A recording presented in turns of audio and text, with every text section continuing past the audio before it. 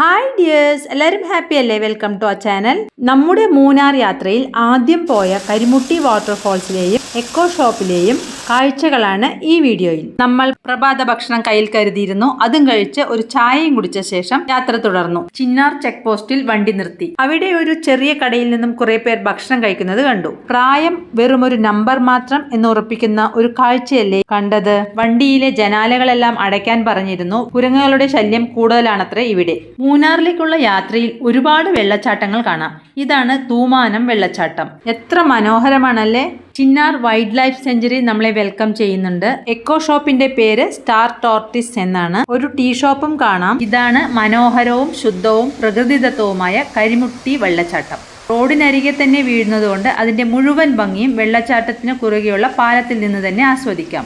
വെള്ളച്ചാട്ടത്തിന്റെ അടുത്തേക്ക് ഇറങ്ങാനുള്ള സുരക്ഷിതമായ പടവുകൾ ഒരുക്കിയിട്ടുണ്ട് ഇവിടെ. കുളിക്കാൻ ആഗ്രഹിക്കുന്നവർക്ക് സൗകര്യവും സുരക്ഷയും ലഭ്യമാണ്. ഈ പാലത്തിൽ നിന്ന് തന്നെ നമുക്ക് വെള്ളച്ചാട്ടത്തിന്റെ ഭംഗി ആസ്വദിക്കാം. ഹോം സ്റ്റേ ലഭ്യമാണ് എന്ന ബോർഡും ഇവിടെ കണ്ടു. ഈ കൂറ്റൻ ആമ വെറും ഒരു പ്രതിമയല്ലാട്ടോ, ഇതൊരു കടയാണ്.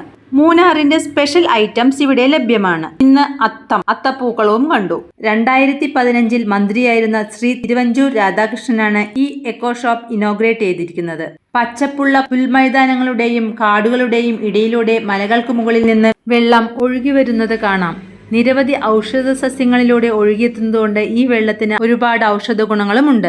മൂന്നാർ എന്ന് കേൾക്കുമ്പോൾ മഞ്ഞും തണുപ്പും തേയിലത്തോട്ടങ്ങളുമല്ലേ ഓർമ്മ വരുന്നത്. ഇതാണ് മൂന്നാറിന്റെ പ്രകൃതി ഭംഗി ഒരുക്കുന്നതും. പടർന്നു കിടക്കുന്ന മനോഹരമായ തേയിലത്തോട്ടങ്ങൾ. തേയിലത്തോട്ടത്തിന്റെ നടുവിൽ ഓറഞ്ച് മരങ്ങളും സ്ഥാനം പിടിച്ചിട്ടുണ്ട്. നല്ല പാർക്കിംഗ് സ്പേസും മനോഹരമായ ചുറ്റുപാടുകളും കണ്ടപ്പോൾ ഞങ്ങൾ ഇവിടെ വണ്ടി നിർത്തി. കുറച്ച് ഫോട്ടോസും വീഡിയോസും എല്ലാം എടുക്കാമെന്ന് കരുതി. യാത്ര ഓണം വെക്കേഷന്റെ തൊട്ടു മുൻപായതുകൊണ്ട് തിരക്ക് ഒട്ടും തന്നെ ഇല്ല.